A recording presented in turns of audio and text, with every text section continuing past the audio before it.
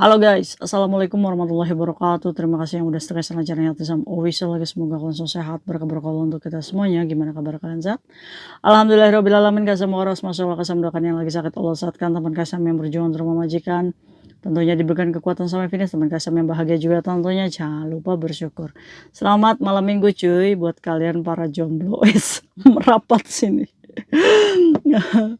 Yang nggak suka sama Kayak Tisam skip aja, nggak usah nonton-nonton. Kalian itu nggak suka sama Kayak Tisam tapi nontonin Kayak Tisam, kan lucu kalian itu ya. Yang di terminit Kayak Tisam doakan semoga besok dapat majikan dan cimeng aja ya, amin ya ampun. Kira-kira kalian udah pada fikul pacar kalian belum sih? Kalian punya pacar nggak sih? Mama tuh kaplak ini. Kayak Tisam tahu aja, saya baru kenalan Kayak Tisam sama orang bule. Awas diporotin ya. Aduh. Yuk Kayak Tisam gibah aja. Gibah apa sih? Kayak Tisam nunggu apa namanya berita di Tungcung Semong ya. Semalaman Kayak Tisam nunggu beritanya cuma sebentar. Ya udah nggak apa-apa, Kayak Tisam ringkasin buat kalian aja sih apa sih yang dibahas ya, biar bisa menjadi pembelajaran untuk kita juga ya kan. Jadi cuy, ada Dadai Hongkong nih. Dia ini curhat sama reporter TVB. Dia curhat mengeluhkan tentang ulah cecenya. Tapi alhamdulillah nih, cecenya dari Filipina ya cuy ya.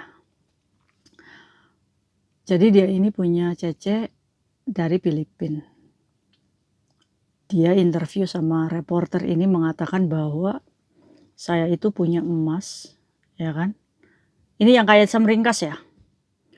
Punya emas, terus ada emas yang dia ini hilang gitu cuy. Awal mulanya itu karena dia merasa dia nyari emasnya itu yang mau dipakai nggak nemu. Akhirnya dipanggilkanlah polisi cuy. Karena si cece ini nggak ngaku, ya kan. Saat polisi itu datang, itu dilakukan penggeledahan cuy. Di mana ditemukan box-box yang totalnya itu sekitar 20 box. Dan lucunya, setiap box ini ada surat pegadaiannya cuy. Jadi emas-emasnya majikan ini digadaikan cuy sama si cecenya. Satu box dibuka, tuing, surat pegadaian. Dibuka lagi, tuing, surat pegadaian. Saking apa aja ini kan. Nah itu ada yang digadai, ada yang 1.200, ada yang 2.000, ada yang 8.000 ya kan. Itu totalnya sekitar 20 box perhiasan, dan di dalamnya itu semuanya tuh ada perhiasan tapi diganti sama cecenya sama surat pegadaian. Wow. Majikan ini menotal nih cuy, asetnya nih yang digadai itu sekitar 60.000 Hongkong dolar. Berarti sekitar 120 juta ya. Gila, sampai habis. Mungkin dalam pemikiran si cecenya, coba gadein satu, masih belum ketahuan ya kan. Gadein lagi. Nah kan, jadi majikan ini merasa bahwa kenapa sih pegadaian itu kok nggak selektif banget, nggak punya rasa curiga. Ini cece gadein ya kan, nggak ditebus-tebus, malah gadein terus-terusan sampai 20. Ini pernah nggak sih pegadaian itu curiga atau mengkonfirm lah, ibaratnya kirim surat lah ke alamat majikan ya kan. Sedangkan kalau misalkan pegadaian itu kan tidak harus ada suratnya ya cuy ya. Itu udah aturannya. Yang terpenting aturannya itu, pegadaian itu secara lisensi itu terdaftar, hanya dimintain ID Hongkong sama alamat aja, itu untuk formalitas ya. Nah kenapa tuh tidak dikasih surat itu apa namanya cecenya sampai los-losan itu pegadaian ya kan. Karena suratnya cuy, saat dilihat itu sudah expire semua. Itu artinya barangnya ini udah nggak bisa di lovan ya, atau diambil lagi gitu kan, alias sudah dilelang sama pegadaian tersebut. Ini kan berarti majikan ini protes, apakah pegadaian ini memang memanfaatkan untuk mendapatkan keuntungan yang besar gitu, padahal dia tahu dan curiga bahwa si cece ini sebenarnya tuh bukan emasnya dia gitu kan, tapi karena memanfaatkan supaya mendapatkan keuntungan yang besar ya kan. Wih, jangan salah ya kan, di luar itu banyak teman-teman apa namanya domestic helper yang kaya-kaya, bener gak sih? Iya, nggak tahu aja kalau kita punya sugar daddy. Lah kita punya siapa coy? Ya kan? Yang punya sugar daddy kan gampang banget nih untuk dapetin emas, bener nggak? Yang beli emas dong, wes langsung cosang-sang, bayar. Ada nggak? Saya Kaisam punya sugar daddy, Masya Allah. Lah kita yang nggak punya sugar daddy. Nah, jadi kan Pegadaian juga nggak bisa bedain ya, maksudnya ini benar-benar emasnya dia gitu atau enggak. Sedangkan yang digadaikan itu ya masih standar-standar gitu cuy. Apa namanya, harga 1.200 gitu kan. Kan Pegadaian itu menerapkan, biasanya Pegadaian itu memberikan harga 20% dari nilai jumlah emasnya cuy. Jadi taksirannya misalkan harganya 6.000 nih ya kan, berarti 20% dari 6.000 itu berarti sekitar diterima di Pegadaian itu sekitar 1.500 kayak gitu cuy. Atau Pegadaian ini bertanya, "Cece kamu butuh uangnya berapa?" Nah maksimalnya ini bisa dapat 30% dari harga emas. Misalkan harga emasnya 10.000 nih, berarti bisa diterima di Pegadaian itu berarti sekitar 3.000 Hong Kong dollar. Kalau misalkan 30%-nya ya dari harga emas misalkan. Nah, itu tuh cuy. Jadi problem ya, majikan ini merasa bahwa Pegadaian juga ikut andil nih untuk mendapatkan keuntungan yang sebesar-besarnya. Karena masa dari 20 nih Pegadaian nerimain terus, kok nggak ada curiga, kenapa kamu nggak diambil-ambil kan? Padahal kan Pegadaian itu punya datanya. Nah ini tuh cuy, yang diproteskan oleh majikan tersebut. Nah sekarang Cecenya itu sudah ada di penjara ya 4 bulan ya, di sel prodeo 4 bulan gitu cuy. Udah ketangkap Cecenya itu 4 bulan, tapi emas-emas yang ada di Pegadaian ini udah nggak bisa diambil lagi karena expire. Berarti ini kan terjadinya sudah lama gitu kan, baru ketahuan. Oh my goodness, kok bisa gitu kan? Ada aja akal-akalannya nih ya. Ampun ampun. Fenomena Pegadaian-Pegadaian kayak gini tuh banyak ya. Aduh.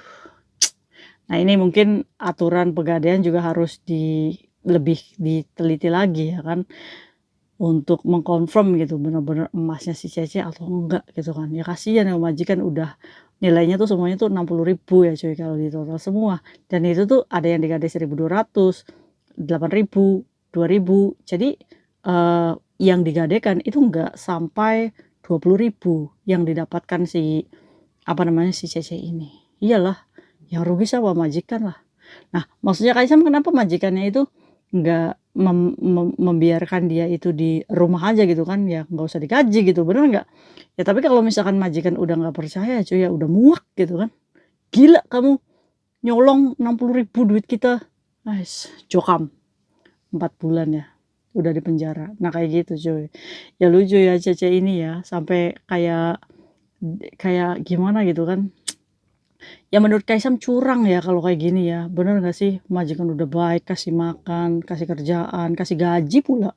Lah kita ganti emasnya majikan sama surat Pegadaian.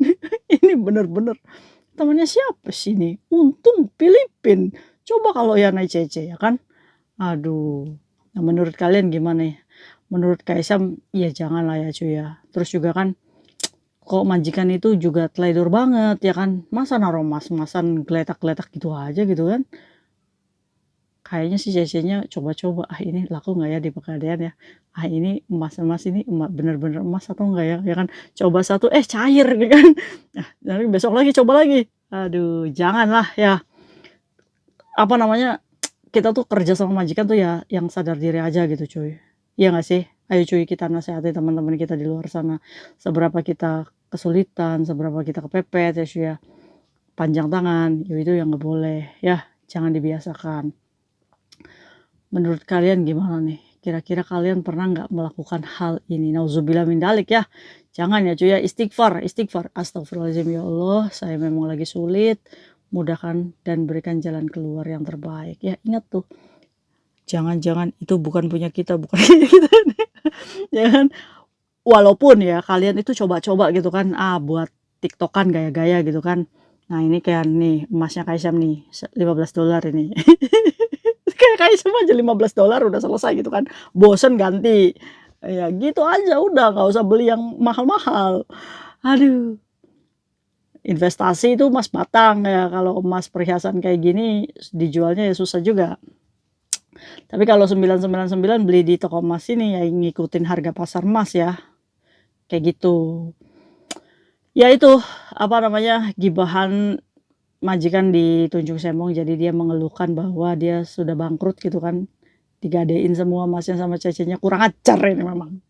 Terus pegadaiannya juga komplain supaya ibaratnya, ucapan mereka ini didengar ya kan banyak ya, isu-isu seperti ini tuh bisa menjadikan aparat pemerintah juga menjadikan penengah nih untuk bagaimana caranya memerangi, pencurian di rumah majikan itu dengan cara menggadai barang majikan. Ya kesel sih ya memang kalau gini, kita kan dicurangi ya cuy ya, kalau kita dicurangi kan gimana cuy kan, jeblosin penjara aja ya nggak puas gitu kan, aset kita ya tetap aja nggak kembali, bener nggak sih? Ya kurang ajar gitu kan, Cece kayak gini tuh. Ya jangan dicontoh nih, Indonesian Helper mah baik-baik ya nggak sih? Nah itu mungkin sharing Kasam hari ini, semoga bermanfaat untuk kita semuanya ya. Semoga kita tidak menjadi orang yang melampaui batas ya. Ya ini juga teguran juga ya, majikan tuh harusnya tuh naruh di brankas gitu kan, yang pakai sosi ini pakai fingerprint gitu kan, finger tangan gitu kan, yang nggak usah pakai itu kotaknya sih ya biasa aja gitu, tapi Masnya taruhin di brankas kan aman ya. Iya nggak sih? Kadang majikan ini dong-dong gitu kan, tapi mungkin dari sini majikan lebih teliti ya. Kira-kira majikan kalian atas berita-berita kayak gini tuh lebih protektif nggak sih sama kalian? Maksudnya lebih maafan nggak sama kalian? Maafan Kaisam, kulkas aja ada kode sandinya. Ada loh cuy. Kulkas itu dikasih kode, dikasih kunci, saking awalnya. Saking majikan nggak percaya, makanan aja takut dicolong gitu kan. Ampun, dan kalian juga jangan mencuri makanan yang nggak dikasih izin sama majikan makan ya. Kalau majikan nggak terima, itu bisa dilaporin polisi loh. 3 bulan loh penjaranya. See you next video, bye. Assalamualaikum warahmatullahi wabarakatuh. Ampun.